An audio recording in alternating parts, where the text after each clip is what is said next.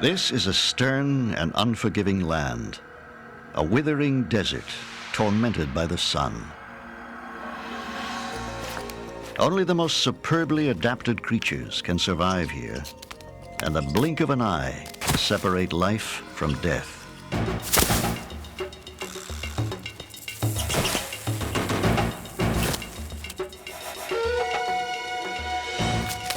Here, everything needed for existence is so scarce that it can only be won by cunning and unrelenting struggle.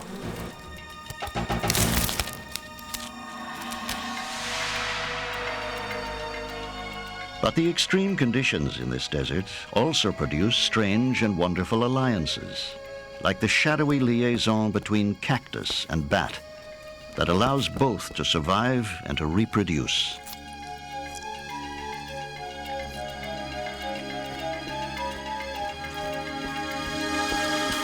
Here, every living scrap is gathered in. And here, in the contest between hunters and the hunted, even the victim's blood can be deployed in defense. This could be a place of subtle violence, ravaged by the sun for months on end. Then suddenly swept by fire and violent storms.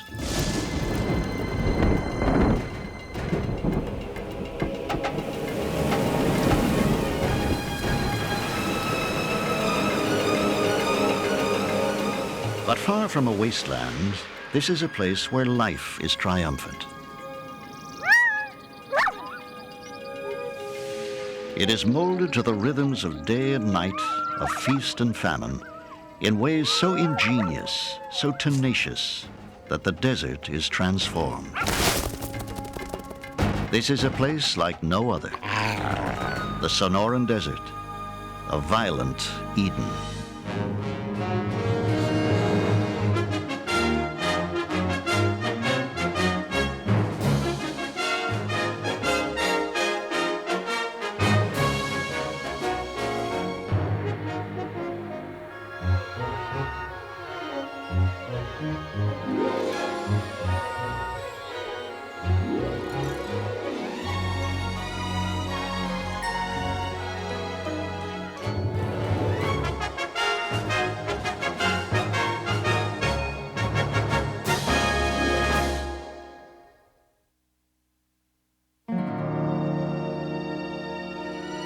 The Sonoran is no ordinary desert. This arid landscape bears the scars of a turbulent past. Lava welled up from deep within the earth. Great mountain ranges were thrust up from below. Sand from ancient seas scoured its face. It covers 100,000 square miles of Southern California, Arizona, and Mexico, including the Mexican state that is also called Sonora. Deserts are often thought to be barren and monotonous, but the Sonoran is far from that. Because of its varied terrain, this desert has many climates. Its mountains are relatively cool and they capture occasional rains. Other parts are searing hot and desperately dry. In some years, rainfall amounts to only an inch or two. Of all the American deserts, the Sonoran is the most diverse, and it is dominated by giants that can live for 200 years.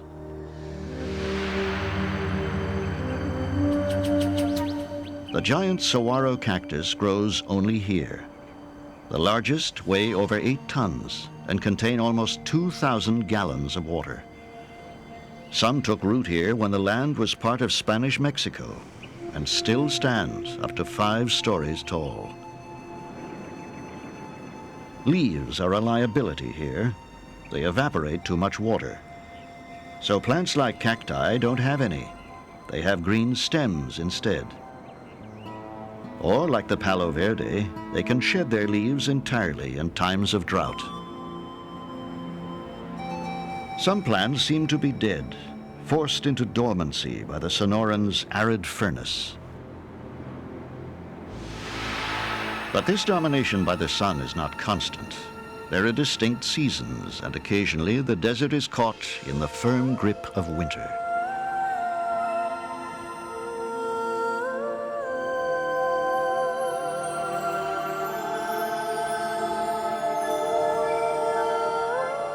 So long as the snows melt within a few hours, no permanent harm is done, and the desert reveals another side of its bleak enchantment.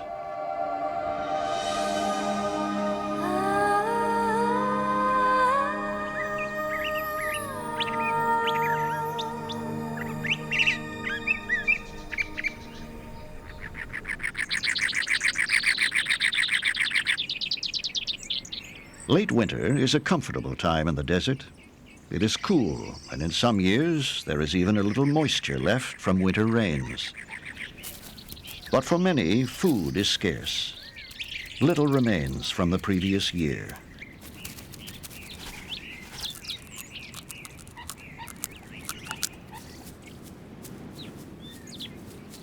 Somehow, the Sonoran Desert supports the javelina, a tropical species right at the northern limit of its range. Adaptable and hardy, javelina live in tight-knit family groups and eat almost anything. The acrid sap of the prickly pear, and even the spines.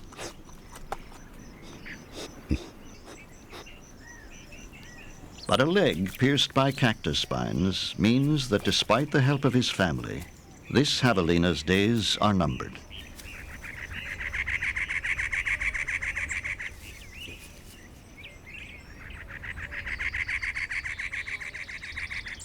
In March, as temperatures climb into the 80s, warmth slowly percolates into the dark crannies and crevices of the Sonoran landscape.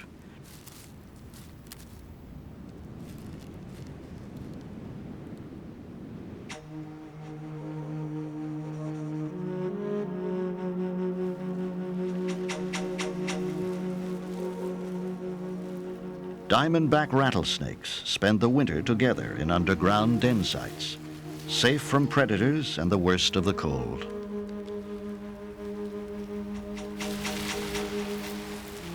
Now they warm up and become more active, making their way out to bask in the spring sunshine.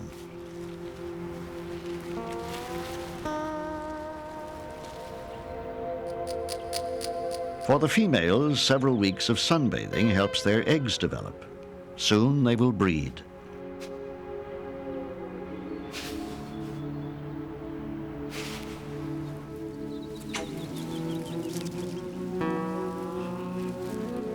Now mature males have to establish which of them is to get prime access to the females.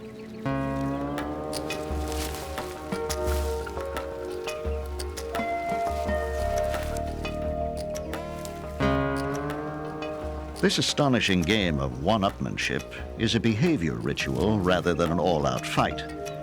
It allows the snakes to work out which is the stronger without inflicting physical harm.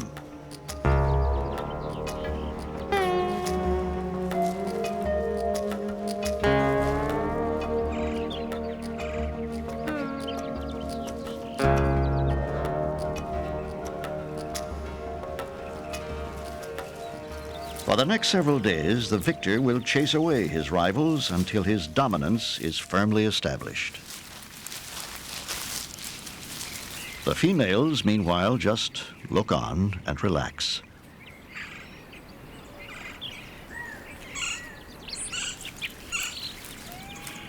The dominant male returns from the chase to claim his conquests.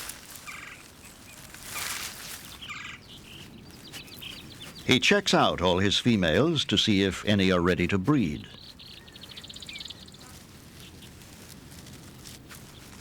His head-rubbing courtship display is eager and persistent, but only when a female is absolutely ready for breeding will she allow them to couple. The pair may be locked together for a day or more, an opportunity for rival males to sneak back to other females in the den.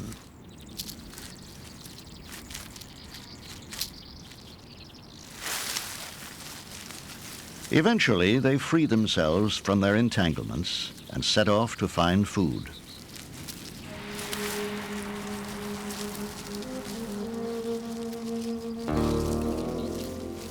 Their journey takes a number of weeks and can cover several miles. They have not eaten for 5 months, and so for their prey, the desert is now a death trap.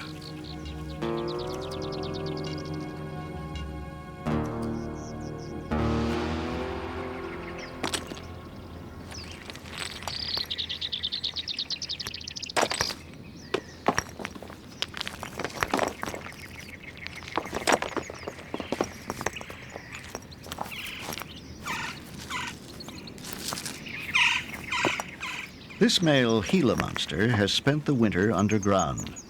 95% of his life is spent resting and saving his strength.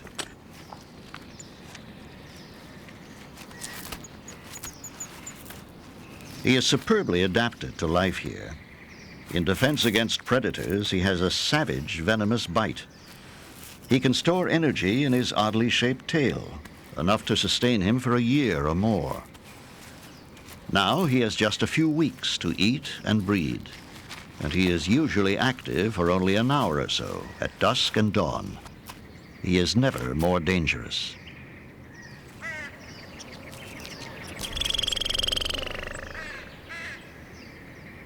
Antelope squirrels are too agile. The lizard is interested in food that can't run away, like a nest full of eggs, or the squirrel's babies.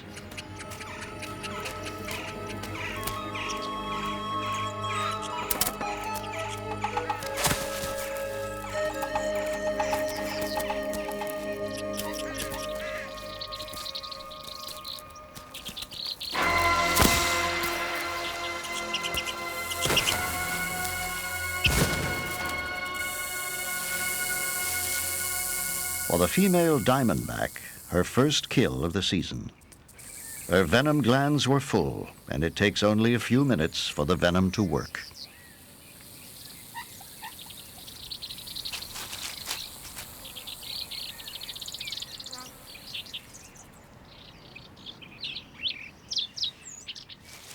When her victim is quite dead, the diamondback starts to swallow it, taking care to start at the head.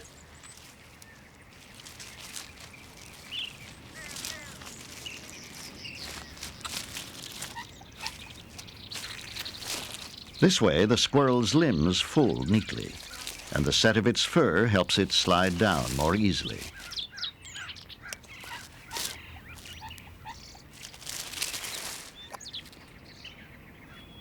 The diamondback's jawbones spread apart, permitting the snake to swallow prey many times bigger than its own skull.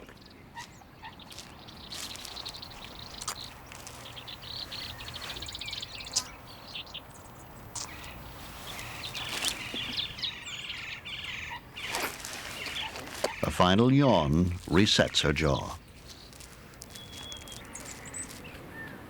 The diamondback will need many weeks to mature her eggs, but for others, the breeding season is well underway by April. The javelina already have piglets, so they can grow up in the desert's most bountiful season.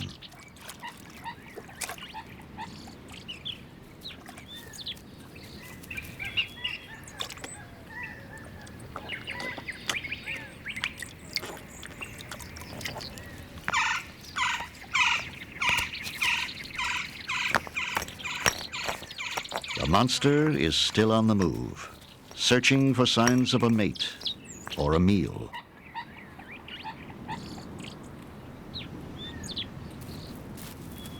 The Gambel's quail's strategy is camouflage, but the monster's tongue can detect the merest trace of a scent.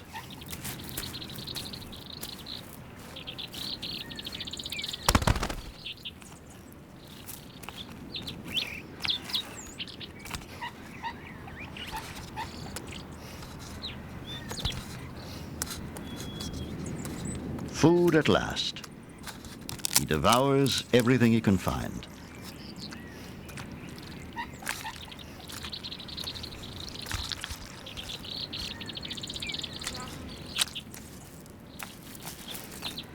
Another male arrives, and a fight breaks out.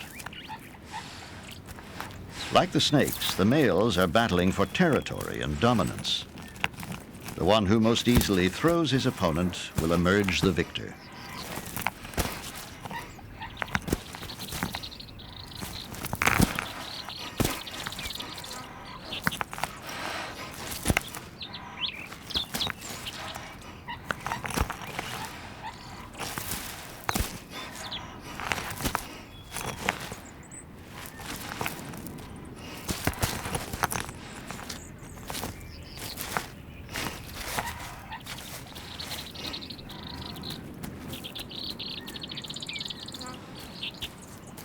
All across the desert, breeding animals and nesting birds are standing watch over their hidden young, and predators are looking for them in a deadly game of hide and seek that has been played here for millions of years.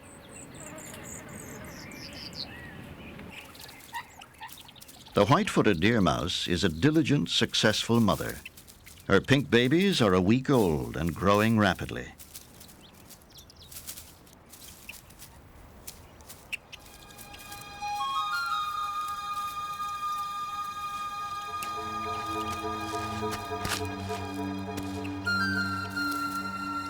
The mother's instinct is to flee. She cannot save her babies, but at least she will survive to breed again.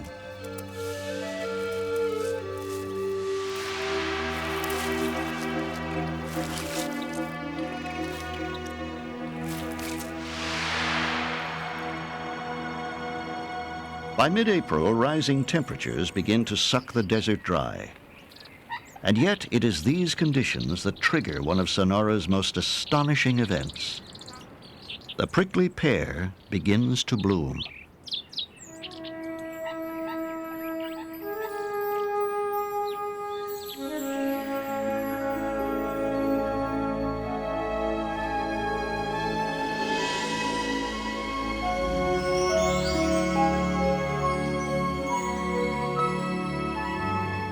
With up to 1,000 flowers per cactus and hundreds of cacti per acre, there is a phenomenal but temporary glut of food.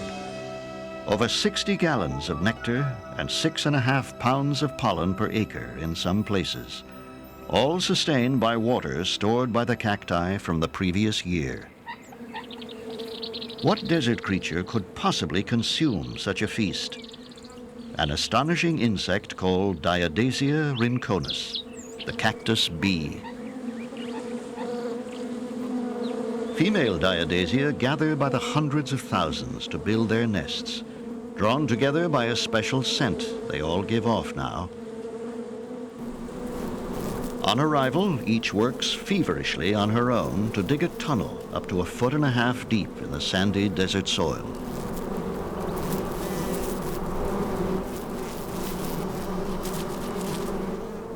Over the entrance, she constructs a curved turret by sticking particles of soil together with her tail. And each bee creates a turret of her own design. The nest site looks like a graveyard studded with bizarre tombstones.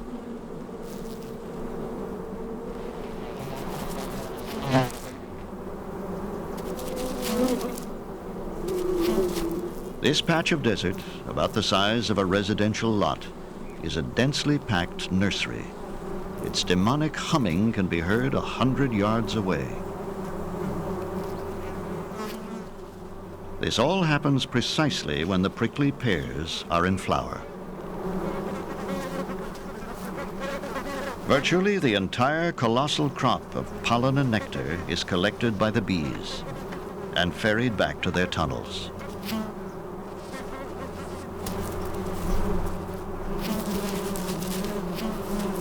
Diadasia and prickly pear, the bee and the plant, are genuine partners. Each flower provides millions of nutritious pollen grains, while the bees leave some grains on the stigma to pollinate the flower.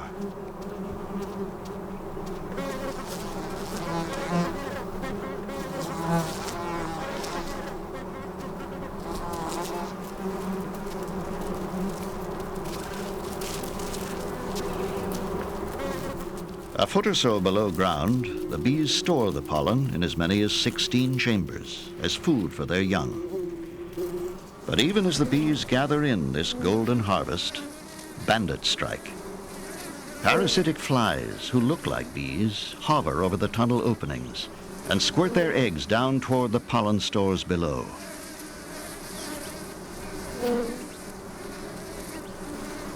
If they succeed, their young will kill the larval bees. The turrets are a defense against the flies, making it difficult for them to hit their target.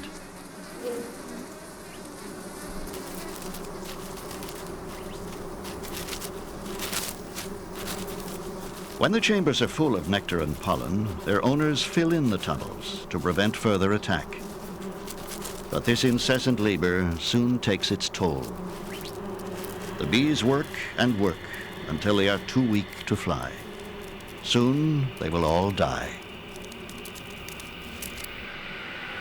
But the next generation of bees is on its way. In just 2 days, the eggs laid by the dying females have become grubs, larval bees, and each grub has a fully stocked larder of pollen and nectar. Each larder contains precisely enough food for the grub to develop and become a bee.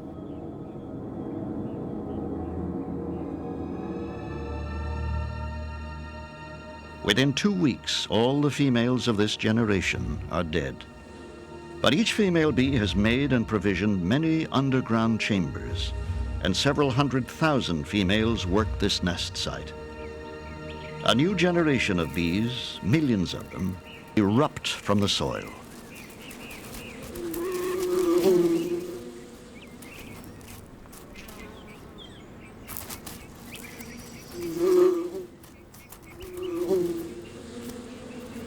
The males emerge first and hover over the nest site.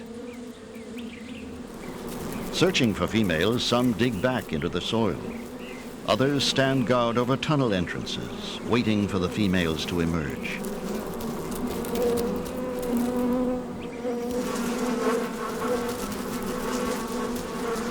The males are little more than reproductive robots. Their sole purpose is to get at a female. As she emerges, each female is smothered by a mob of frantic males trying desperately to mate.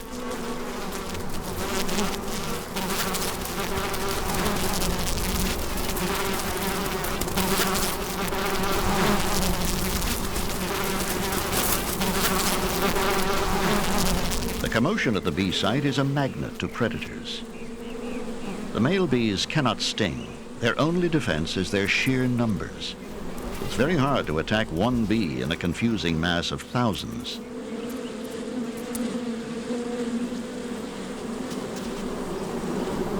The bees cannot even afford the luxury of trying to escape.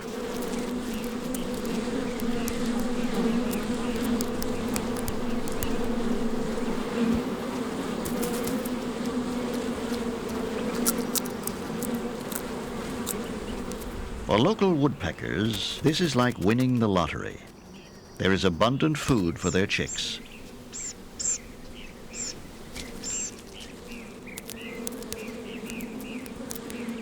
Curved-billed thrashers usually struggle to feed their brood. Some years they fail completely, but this pair has it easy.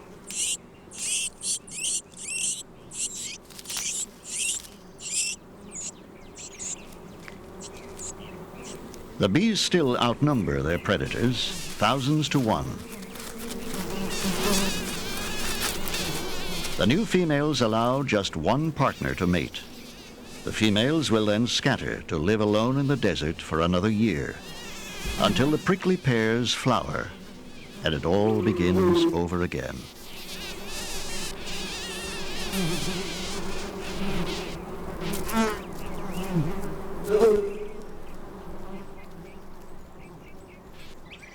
And on this small patch of soil, which for 3 weeks staged a spectacular pageant of death and renewal, nothing but a few scattered husks remains.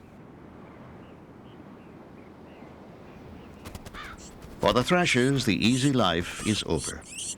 A king snake has discovered their chicks and is making a precarious assault on their fortress in the cholla cactus.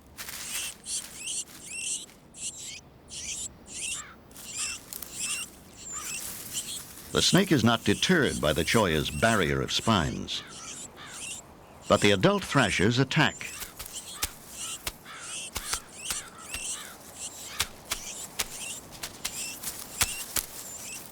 The snake is no threat to them, and a barrage of pecks persuades him to skydive to safety.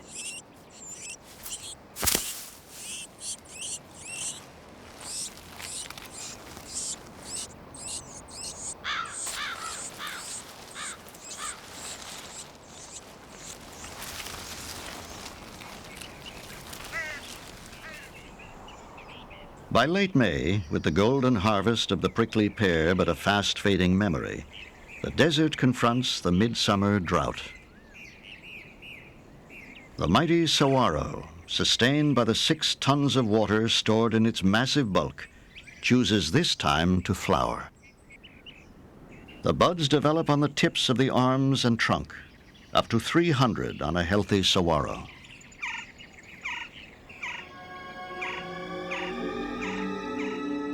Drought bites hard into the desert, and the saguaro responds, sustaining not only itself, but many other desert creatures, linked in an intricate chain of relationships.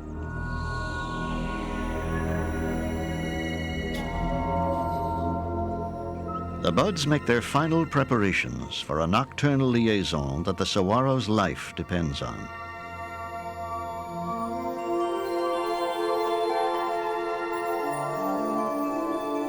Heavy with the scent of ripe cantaloupe, they act as pale beacons in the night. Nectar bats have migrated north from Mexico to arrive in the desert just as the saguaro comes into flower.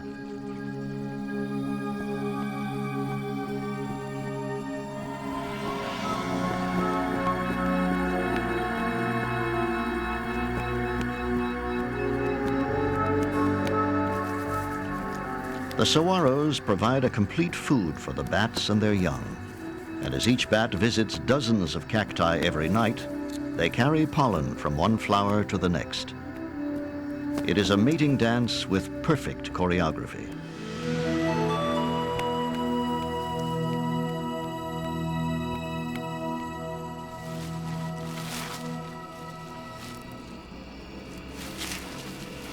But the midsummer night is the setting for more sinister rituals. Some creatures now become cannibals. In this time of famine, sand scorpions turn on one another.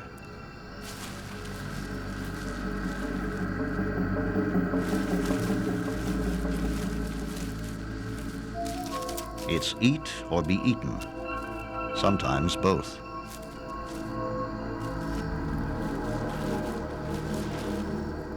Even the tiny vibrations of the scorpion's struggle can be detected by some predators.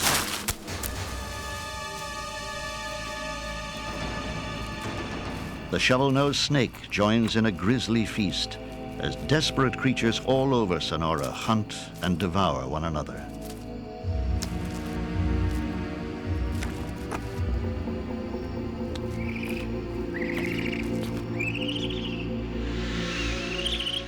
The cool of the night is the time when the desert comes to life. Terrible monsters are on the prowl. When the senses of touch and smell and the detection of faint movements bring rich rewards. It is a time of opportunity and danger.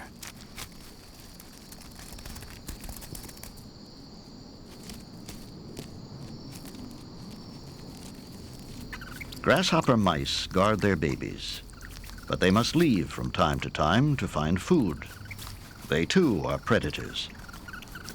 Outside, the night is alive with dangers.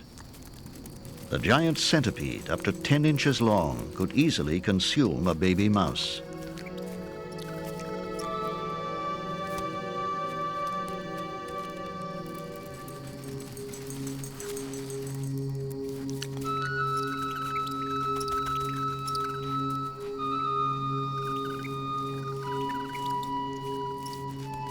Both mice defend their young, but the female is by far the most determined and aggressive.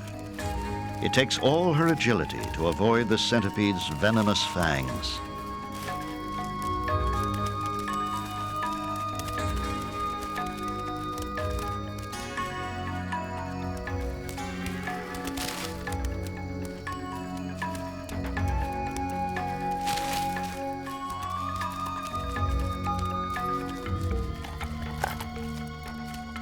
The mouse is triumphant. Her mate has only to look on. The contest was one-sided. The ferocious little grasshopper mice are like wolves in their tiny world. For them, this giant centipede was not a threat, but an opportunity.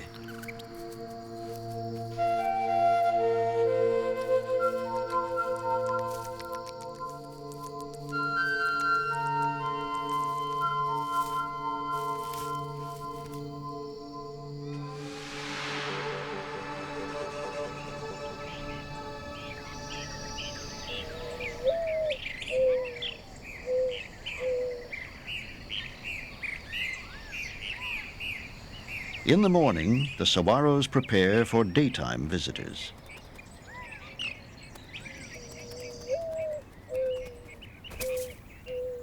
Birds feast on pollen and nectar, a life-saving miracle in the grim days of June. Their heads become coated with sticky yellow pollen, and flowers that the bats had missed are now safely pollinated.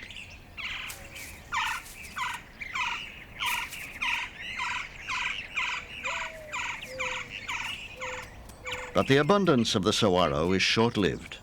The season of drought wears on.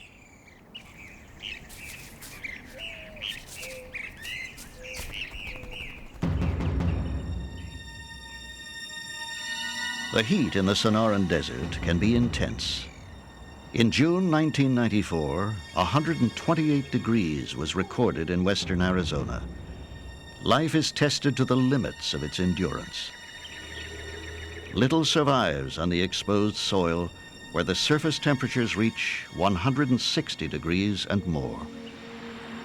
The soil is totally desiccated, and the plants that survive do so by slowing their metabolisms to the brink of death.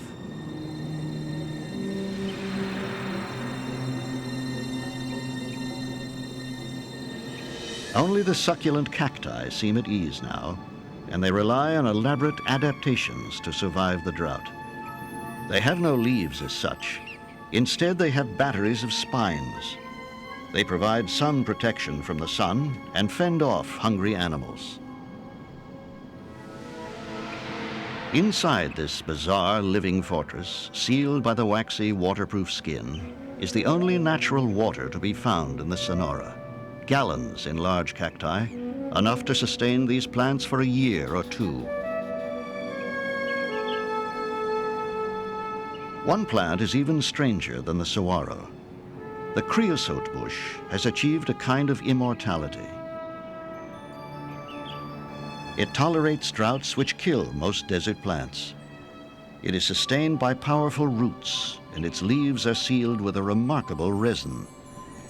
It is so tough and persistent, it can live for thousands of years, one of the oldest living things on Earth.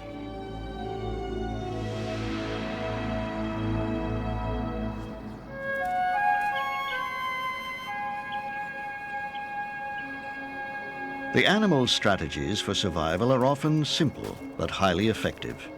They cling to the shade and stay as still as possible.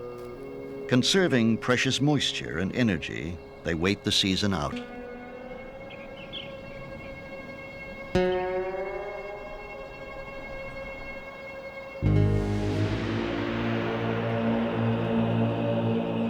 But this cruel season always claims some victims.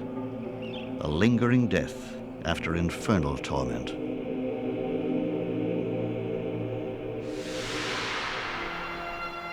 Even in normal years, it seems a miracle that life can exist here. But just as the heat and famine reach their peak, the saguaro cactus draws on its great reserves to triumph over its environment. Strangely, the saguaros chose this moment to ripen their fruits. A colossal metabolic effort just when all other plant life is at a standstill.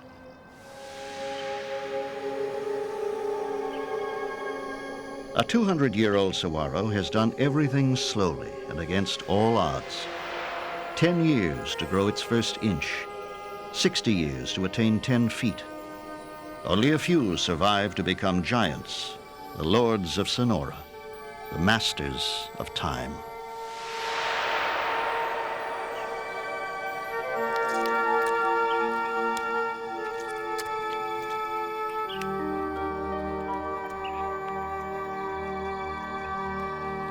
For the saguaros, fruiting is the climax of their struggle to reproduce, and it consumes fully half of all the energy they can muster. The nectar bats that pollinated the saguaro's flowers now gorge themselves on the fruits they helped to create. The fruiting saguaro now signals the desert's revival. But gathered beneath the towering cactus, javelina are vulnerable to predators.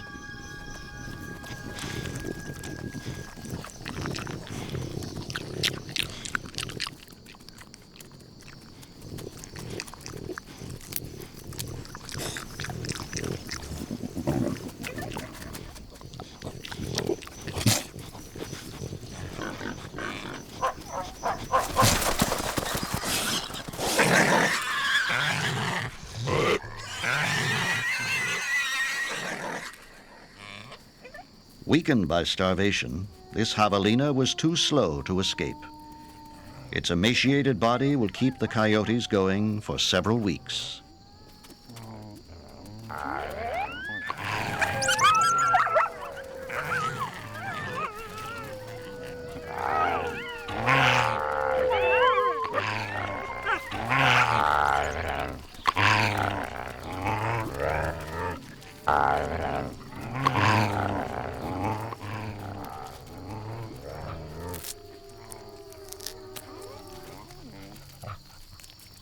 The coyotes compete for the food that will help them through the famine.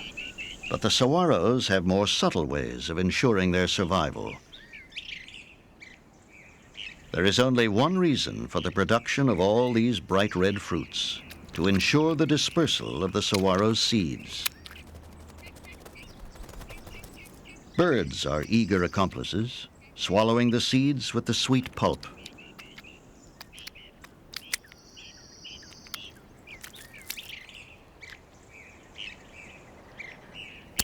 Each fruit contains up to 2,000 nutritious seeds. And for these harvester ants, they are like manna from heaven.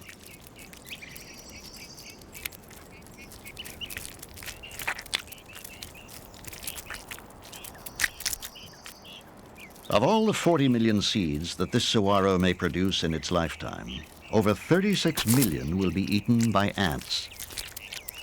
And the ants will be harvested too.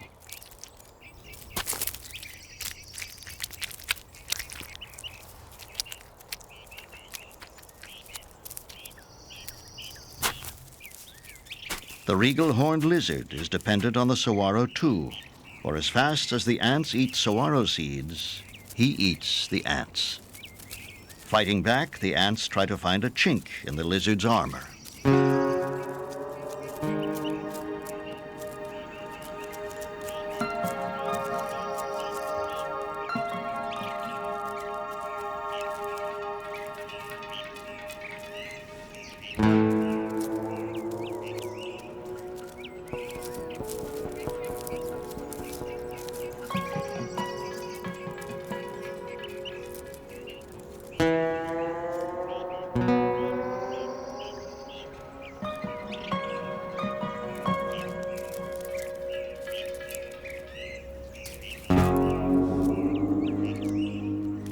The lizard will not be discouraged or distracted.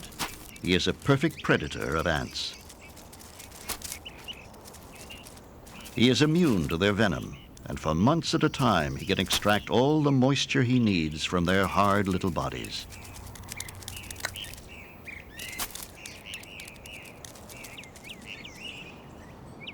Unlike the lizard, the coyote will try to eat almost anything.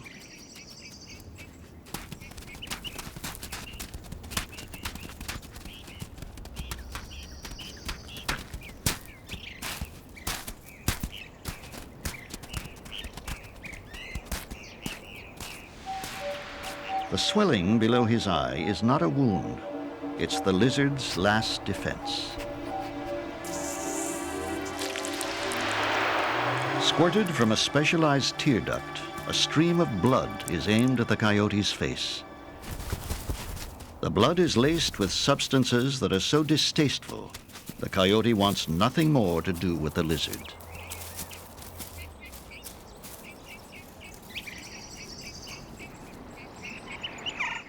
It is the season of the summer rains.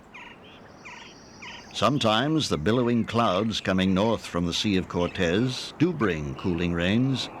Sometimes the clouds simply vanish, taking life and hope with them. And once in a great while, they turn a natural furnace into a naked flame.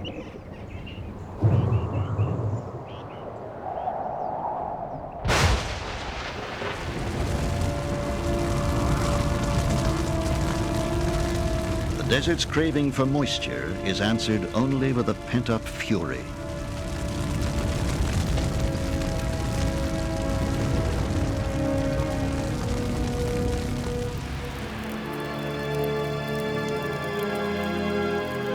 Wildfires are new to the Sonoran. Plants introduced by man are what make the brush dense enough to burn. So native plants are highly vulnerable, although all but the most unlucky animals can escape the flames.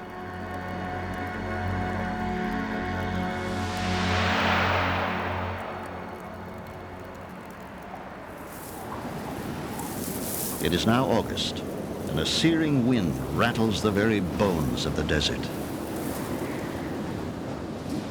Day after day, the clouds race in, but they are consumed by the heat that rises from the scalded plains. It's as if a battle is raging between the gods of earth and water, the earth rejecting the very substance it needs so desperately.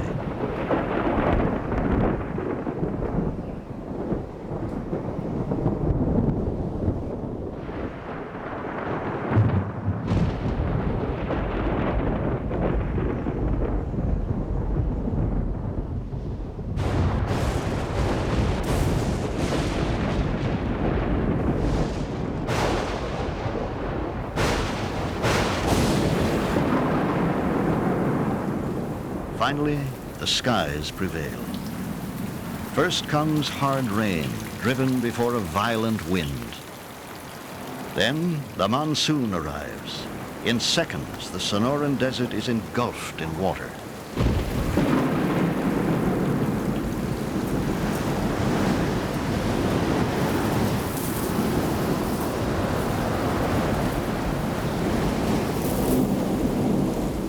No soil can quickly absorb this quantity of rain, not even one as parched as the Sonoran.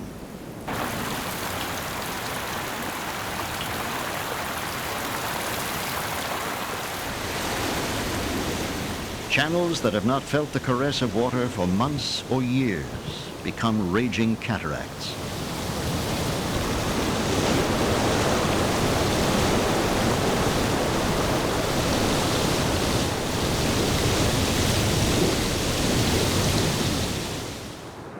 Then, quite suddenly, the rains that arrived on the wings of thunder fade with the evening light.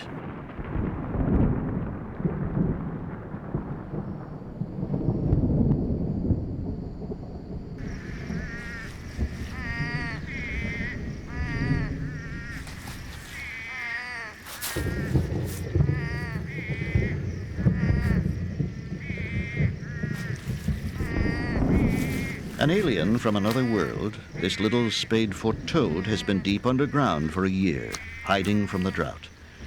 He and his kind have just a few days now to breed and to feed before desert conditions return.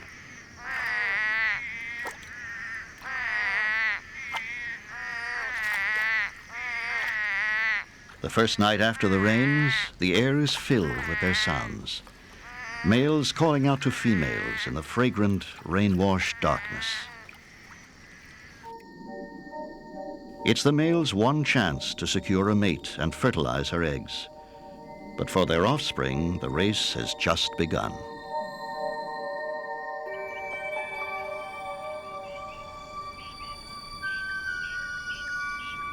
The next morning, the desert is bathed in the unaccustomed luxury of moisture.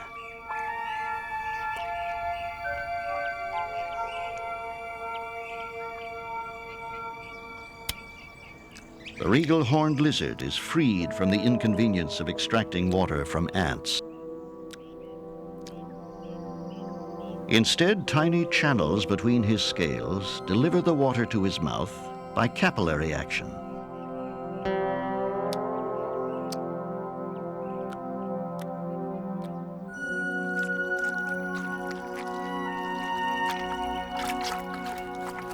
If there is ever a time when the desert is at ease, it is now. Within days, the Sonoran Desert is transformed by an alchemy of warmth and water. The roots of the giant saguaro now draw in hundreds of gallons a day, reserves that will sustain it through the next year and beyond. Its girth expands almost 50% as it soaks up water. And the monsoon continues for a while with the daily ritual of storm clouds and fierce winds.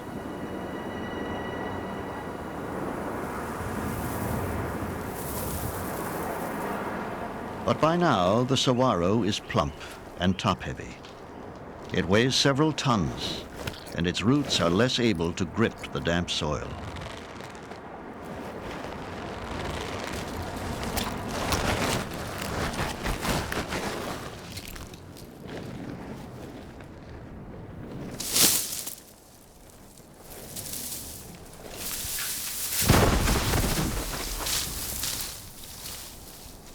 And so the giant falls, not to the classic armory of the desert, to heat or desiccation, but because of the wind and the water it is hoarded so successfully.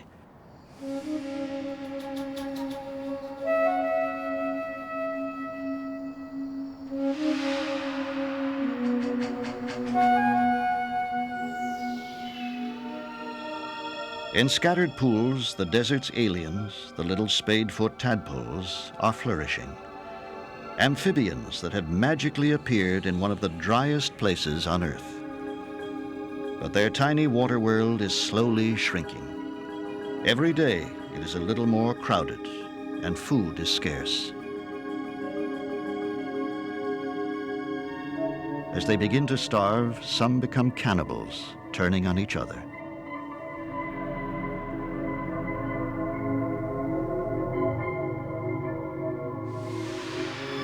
But the desert will not tolerate standing water for long, and the world of the tadpoles simply disappears.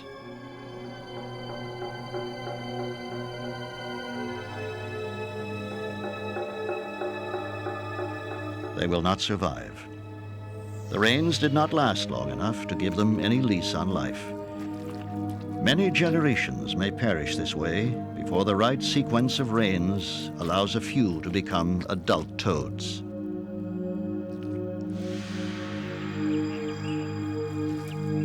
The parent spadefoot toads will disappear as well, digging themselves so deep into the mud that severe heat cannot reach them.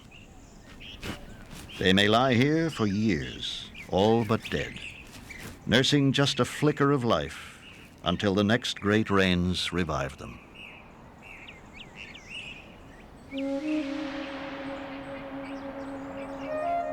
Now, with the magical catalyst of water, this violent, haunting place has become a fragrant, blissful Eden. The desert blooms.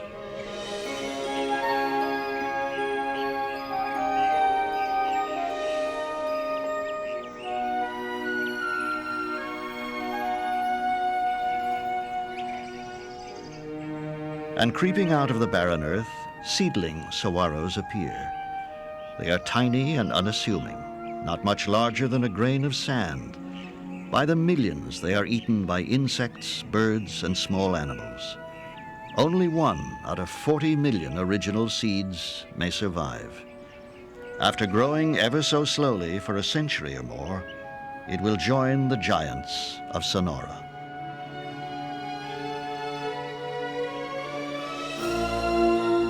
In some years, if the rains are especially generous, the Sonoran Desert is transformed. It is festooned with stunning shades of green and carpeted with brilliant flowers.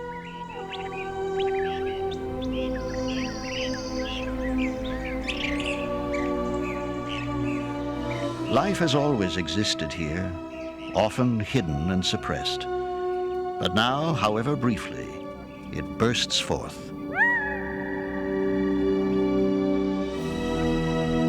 A sign of triumph and a time of celebration.